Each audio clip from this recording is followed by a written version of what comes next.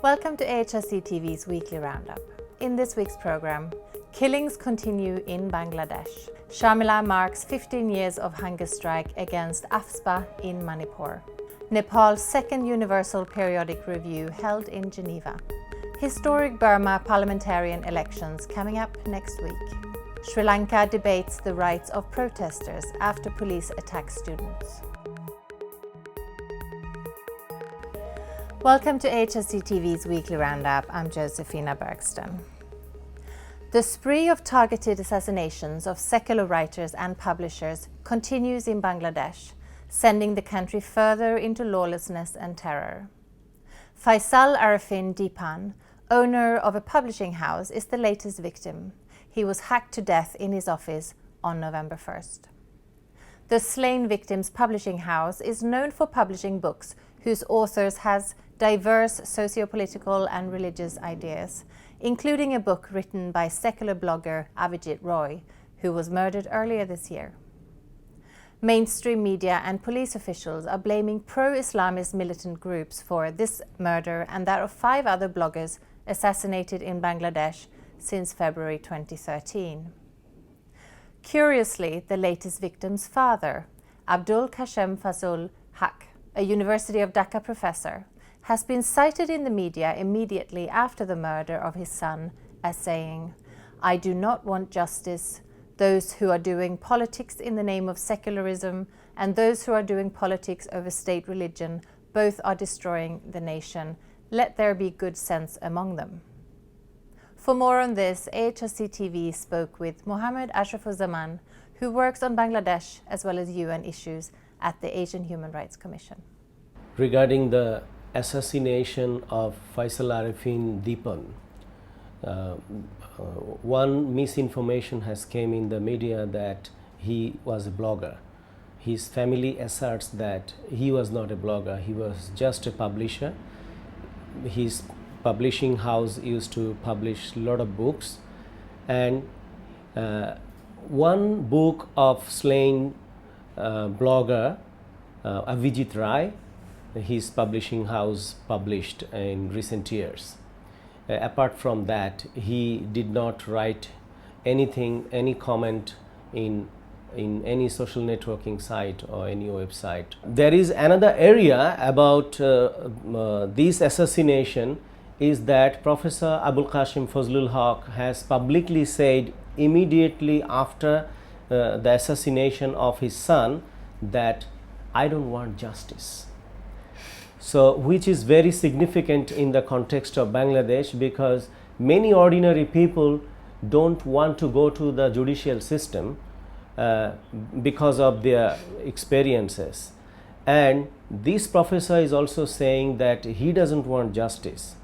And there are examples. For example, 5 more bloggers have been assassinated in last 2 years or so, and you can see that there is no credible action in investigating those crimes and prosecuting the actual offenders, and none of these are transparently done. So people simply don't have faith on the judicial system, and that everybody should concentrate to at the moment, that why this trust is being lost from the judiciary and what the judiciary itself should do to bringing back the trust, and what is actually their role they are expected to play, they are legally and constitutionally obliged to play, which they are not doing at the moment. One last thing is that Professor Abul Qasim Fazlul Haq has said before the media on 4th of November that since the independence of Bangladesh in 1971, he has never felt such insecure what he was feeling on that day, because his family is receiving death threats from unidentified callers. So it indicates the freedom of expression in the country, the freedom of other democratic rights, and very importantly, the independence of the judiciary, without which the people cannot survive and they cannot breathe in a society. So everybody should concentrate to that, and how to redevelop this, how to bring back democracy in the country, and ensure that the country becomes a rule of law state. Across the border from Bangladesh, in the Manipur state in northeast India, Irom Sharmila has this week completed 15 years of hunger strike. She is demanding the repeal of the Armed Forces Special Powers Act, or AFSPA, which was enacted more than 50 years ago. AFSPA gives security forces the right to use lethal force and arrest people without a warrant in areas deemed as disturbed. Thousands of innocent people have been killed over the years, and the perpetrators act with impunity, protected by the Act.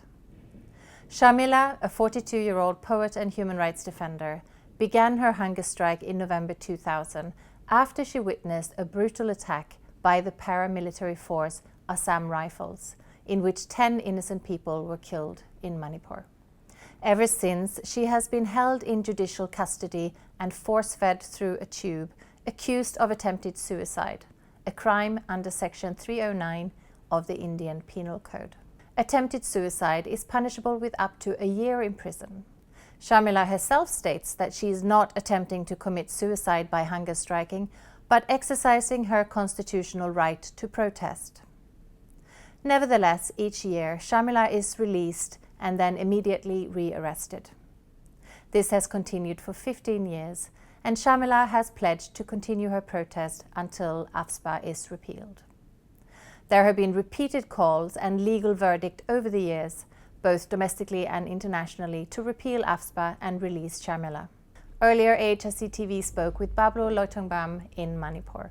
This week marks the completion of 15 years of Irom Sharmila's hunger strike, and we, as a supporter of her struggle and in solidarity with her epic struggle, have started off commemorating this completion of 15 years with convention in Delhi, where civil society groups from across the country have come and showed solidarity to her.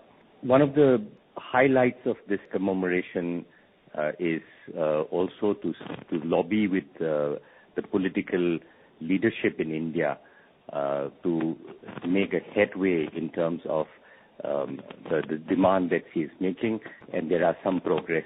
Unfortunately, the leadership in the government of Manipur has been as indifferent as they have always been. I had an opportunity to meet her on the 31st of October, and she has now, in a way, come to accept her situation. She now also wants that more people, more prominent people should come and support her statement that he is making inside the court, because all these cases are going on against her, and she wants defense witnesses for her to come and say she is not on a suicide mission, she is there for a political cause, and this falsely charging her as attempt to commit suicide should be refuted by more prominent people from the society, and this is her desire. We are also condemning the complete insensitivity of the Indian state on the issue that she is raising, namely the repeal of the Armed Forces Special Powers Act. Almost every human rights monitoring body in the United Nations has come out clearly saying that this is in violation of international law, violation of human rights law, violation of humanitarian law even. And now over to Nepal, which this week underwent its second cycle of Universal Periodic Review, or UPR, in Geneva. The Nepal government made promises during the last UPR review in January 2011 that it would step up and improve the weak human rights situation in the country. Nepal has largely failed to take effective action and live up to its commitments. Deputy Prime Minister and Minister of Foreign Affairs Kamal Thapa headed the Nepalese delegation. Also present were representatives from the National Human Rights Commission and members from the Truth and Reconciliation Commission, as well as the Commission Against Enforced Disappearances. Various civil society members, including advocates working on human rights, also participated in the UPR. Here are some excerpts from UN TV. The fundamental goal of the new government elected a few weeks back, is to effectively implement the new constitution by removing the structural and functional obstacles, challenges in the way of socio-economic transformation of the country. The government has started to take necessary measures to formulate necessary legislative and policy tools needed for the smooth operationalization of the constitution. In fact, we are currently at a very delicate situation resulting from the obstruction of essential supplies at the border points. Lives and livelihood of the entire population have been adversely affected. Schools and hospitals also bear the brunt of current circumstances, exposing millions of children, elderly and sick persons to greater risk and vulnerabilities. The future of our children is at stake. Our regional and international trade have been constrained. Our industries are on the verge of collapse. The tourism sector has been hit hard. Our economy has suffered a huge setback. If the current trend is not checked, the country is likely to experience an unjust and severe humanitarian crisis. This needs to be avoided. While we seek to address political problems through dialogue, the continuous obstruction at border points, under any pretext, has severely impeded the exercise of rights and freedom that Nepal is entitled under the international law as a landlocked country. Nepal is a party to the Convention Against Torture and Other Cruel, Inhumane and Degrading Treatment, but has still not ratified the optional protocol.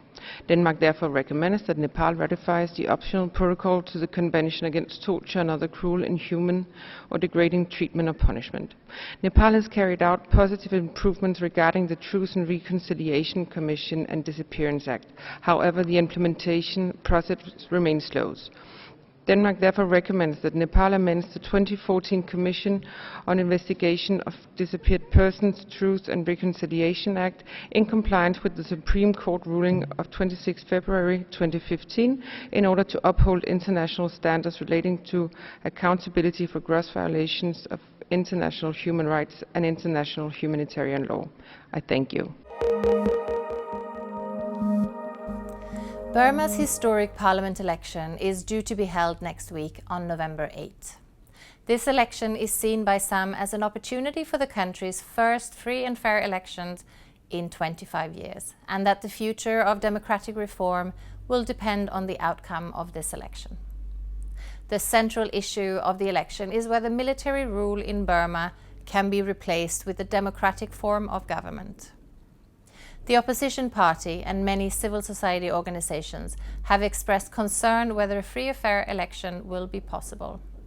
Opposition leader Aung San Suu Kyi has called for vigorous international monitoring of the election.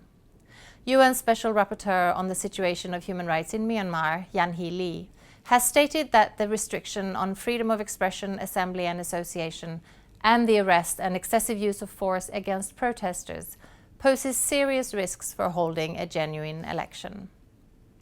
She has pointed out that migrant workers, internally displaced people, refugees, Burmese citizens living abroad, and those living in conflict and flood-affected areas will not be able to vote. Reports about several attacks on opposition candidates and members are also threatening the electoral process. For more on this, AHRC TV spoke with Burmese human rights defender Min Lwin O.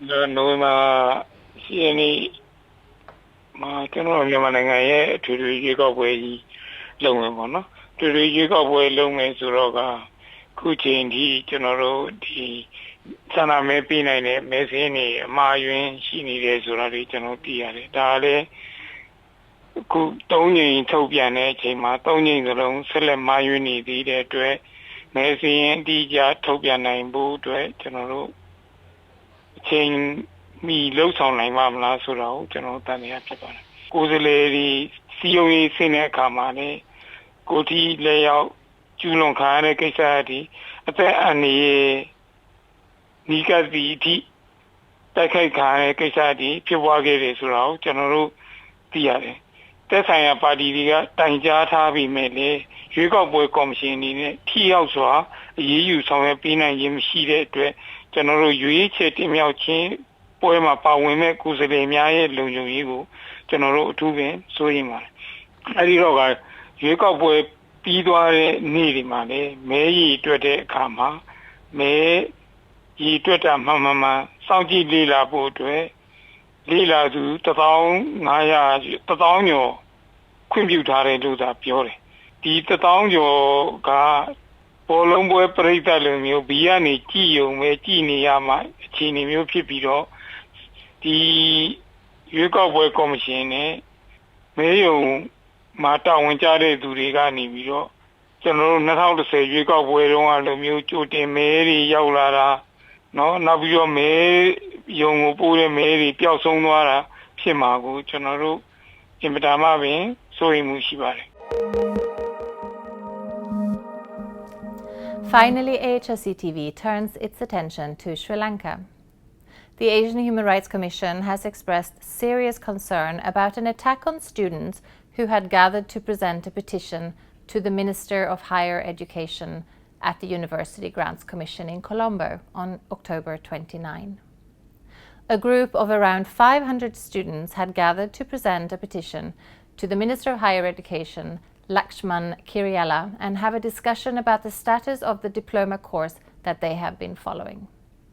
Initially, they were promised a meeting, but within minutes, they were forced to disperse by a group of officers from the riot police, who used water cannons and tear gas against them.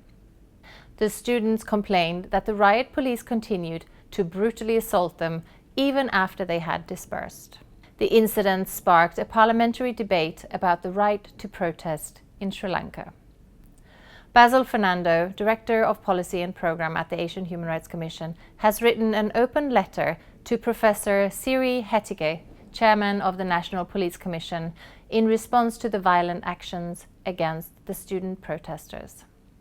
An excerpt from the letter says, "To organize and to participate in demonstrations is a recognized right in any democracy. Like in all instances of citizens using their constitutional rights, the duty of the police is to create an enabling environment for the demonstrators to engage in their legitimate activity. Demonstrations are a feature of life in all democracies. While within authoritarian states, demonstrations are banned or discouraged, a democracy considers demonstrations as part of the creative participation of citizens in public life." That is all for this weekly roundup. For more on these and other issues, please visit www.humanrights.asia. Thank you for watching and see you again next week.